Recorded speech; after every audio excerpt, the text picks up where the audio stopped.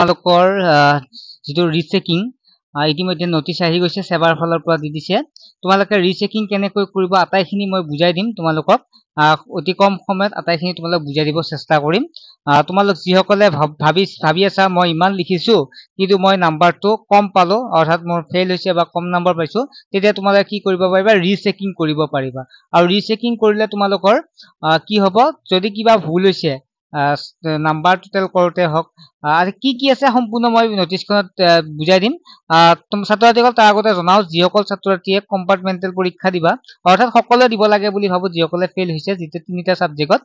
সকলোৱে দিব লাগে বুলি ভাবো কাৰণ ৰিচেকিং কৰাৰ পিছতো তোমালোকৰ ৰিজাল্ট কেতিয়াবা বাঢ়ি নাযায় একে থাকে আৰু যদি তোমালোকে একে থাকে বা বাঢ়ি নাযায় তেতিয়া হলে তোমালোকৰ এক বছৰ এনাই যাব গতিকে তোমালোকে কম্পাৰ্টমেণ্টেল পৰীক্ষাটোৰ কাৰণে সাজু হোৱা ছাত্ৰছাত্ৰীসকল যোৱা বছৰ আমি পঢ়াইছো ষ্টুডেণ্টক তোমালোকৰ ইম্পৰ্টেন্ট নোটস দিয়া হ'ব প্ৰি ৰেকৰ্ডেড ক্লাছ দিয়া হ'ব মানে যিমানখিনি বাৰু আমি হেল্প কৰিম আৰু পাৰ সাবজেক্টৰ কাৰণে বেছি লোৱা নাই 99 লোৱা হৈছে এটা কি পঢ়িব পাৰিবা তোমালোক কৈ দিছো ম্যাথছ সোশ্যাল সায়েন্স ইংলিশ আৰু আসামি চাৰিটা সাবজেক্ট আমি লোৱা হৈছে আৰু যিসকল ছাত্ৰছাত্ৰীয়ে জয়েন হ'ব বিচাৰে হ'ব পাৰে যেটো WhatsApp নম্বৰ দেখা পাইছে এই নম্বৰটো SMS কৰিলে হ'ল তোমালোকে তাৰ পিছত আমাৰ গ্ৰুপ আছে গ্ৰুপত এড কৰিম আৰু তাৰ পিছতে ক্লাছ বিলাক কৰিব পাৰিবা ক্লাছ মানে প্ৰি ৰেকৰ্ডেড ক্লাছ হয় আৰু ইয়াৰ উপৰি মাজে মাজে লাইভ ক্লাছও আহিম আৰু লগতে নোটস বিলাক কমন নোটস বিলাক যিমান পাৰো চেষ্টা কৰিম তোমালোকক কমন পেলাবৰ কাৰণে আগৰ কোৱেশ্চন পেপাৰ বিলাকো দিম সম্পূৰ্ণ পাই যাবা ঠিক আছে এতিয়া আমি আহিছো যেটো ৰিচেকিং কোন কোনে কৰিব পাৰিবা মই কলো তোমালোকক যিসকলে ভবামতে লিখি আহিছা ভালেখিনি কিন্তু তোমালোকে নাম্বাৰ পাইছা 2 3 বা তোমালোকে ফেইল কৰিছা তোমালোকৰ বিশ্বাস আছে যে মোৰ নম্বৰ বাঢ়িব পাৰে তেতিয়া তেনেকুৱা ছাত্ৰছাত্ৰীয়ে ৰিচেকিং কৰিব পাৰে নেক্সট কথা হৈছে ৰিচেকিং কৰিলে নাম্বাৰ কমিব নেকি ৰিচেকিং কৰিলে নাম্বাৰ নকমে বাঢ়িব পাৰে নাইবা সেম থাকিব পাৰে ঠিক আছে এতিয়া মই কত কৰিবা তোমালোকে বহুতে মোবাইলত নিজে নাজানা কৰিব গতে তোমালোকে যদি নিজে কৰিব মন নাই তেতিয়া হলে যেটো তোমালোকে কোনোবা জনা ব্যক্তিয়ে কৰিব পাৰিব তোমালোকে কম্পিউটাৰ দোকান বিলাক তেনেকৈ যাই কলে হল যে ৰিচেকিং কৰিব লাগে বুলি ঠিক আছে ষ্টুডেন্টে বিশেষকৈ নাজানে বহুতে আৰু যদি যিসকলে জানা তোমালোকে এটো কৰিব পাৰিবা যেটো তোমালোকে সেৱা অনলাইন ORG ওয়েবসাইটত ক্লিক কৰিব পাৰিবা ক্লিক কৰি কেনে তোমালোকে দিয়া আছে ক্লিক অফ দা লিংক যেটো apply for rechecking and scan copy of answer sheet and OMR with answer key এটোত ক্লিক কৰিবা ক্লিক কৰাৰ পিছত বাকি প্ৰসেসখিনি তোমালোকে দেখা পাইছা rechecking and scan copy answer keyত ক্লিক কৰি দিবা তাৰ পিছত তোমালোকৰ কোনটো সাবজেক্ট হয় সেই সাবজেক্টত ক্লিক কৰিবা যেটো সাবজেক্ট তুমি ৰিচেকিং কৰিব বিচাৰা আৰু তাৰ বাবে তোমালোকে এটা পেমেন্ট কৰিব লাগিব অনলাইন মাধ্যমত পেমেন্ট কৰিব লাগিব যিসকলে CSP চেণ্টাৰ বা কম্পিউটাৰ দোকানত কৰা তোমালোকে 400 টকা এটা দিব লাগিব আৰু যিসকলে মোবাইলত কৰা তোমালোকে এক কথা মানে প্ৰতিখন সাবজেক্টত তোমালোকে 400 টকাকে দিব লাগিব এতিয়া তোমালোকে অকল 400 টকা দিলে তোমালোকে থিওৰি খনত কৰিব পাৰিবা OMR শীট খনত কিমান দিব লাগে মই কৈ দিম বাৰু মই লিখা আছে মই পঢ়ি থকা নাই মেইন কথাখিনি তোমাক বুজাই দিছো here লিখা আছে fees of rechecking of answer script along with obtaining scanned copy of answer script ইয়াত কৈছে যে all theory question paper কাৰণে ইয়াত OMR sheet টো নহয়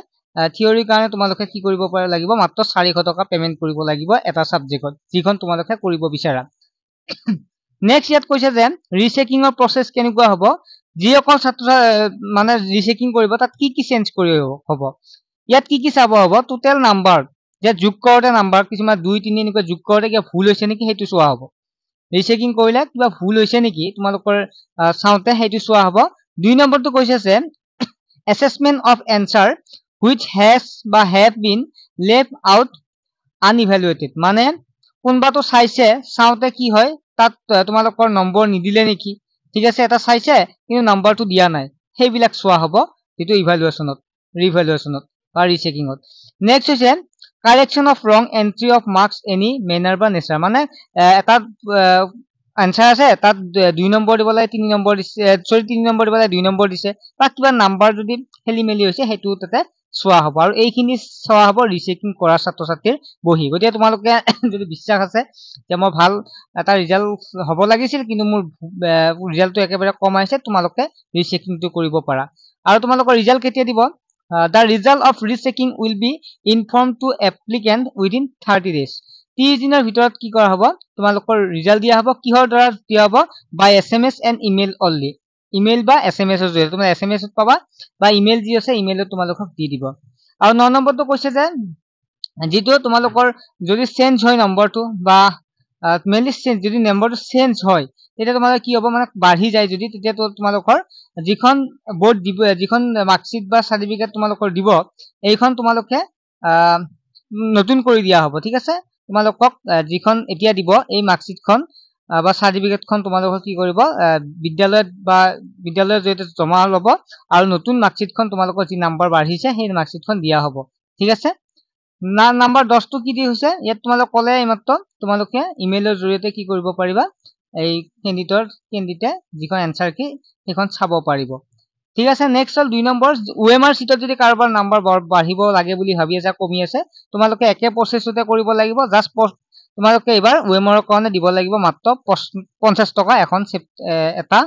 হেৰি কাৰণে এখন এটা সাবজেক্টৰ কাৰণে মাত্ৰ 50 টকা দিব লাগিব। থিওৰিৰ কাৰণে দিব লাগিব 400 টকা আৰু OMR ৰ কাৰণে দিব লাগিব 50 টকা আৰু একেদৰে ৰিজাল্ট 30 দিনৰ ভিতৰত তোমালোকে পাই যাবা। ছাত্ৰছাত্ৰীসকল তোমালোকৰ লিংক এক্টিভেট হ'ব কি হৈছে ওপেন হৈ যাব 2 দিনৰ ভিতৰত আৰু তোমালোকৰ বাকিখিনি একে কথাই তোমালোকে পঢ়ি চাব পাৰা আৰু এনসাৰ কপি খিনি তোমালোকে পাই যাবা যিসকল ছাত্ৰছাত্ৰীয়ে মানে ৰিচেকিং কৰিব বিচাৰে। ডিটেইলছ এইখিনি আছিল আৰু তোমালোকে যদি কম্পাৰমেন্টেল পৰীক্ষাটো দিবাই তিনিটা সাবজেক্টত মেক্সিমাম দিবই পাৰি যেটো আৰু থিওৰি আৰু OMR যদি OMR ভাল হৈছে থিওৰিত বেয়া হৈছে থিওৰিতে দিব পাৰিবা 45 মাৰ্কছৰ আৰু আমাৰ লগত জড়িত হ'ব পাৰিবা। মই কৈ লৈছো মাত্ৰ 99 টকা পাৰ সাবজেক্টত লোৱা হ'ব আৰু আমি যিমান পাৰো চেষ্টা কৰিম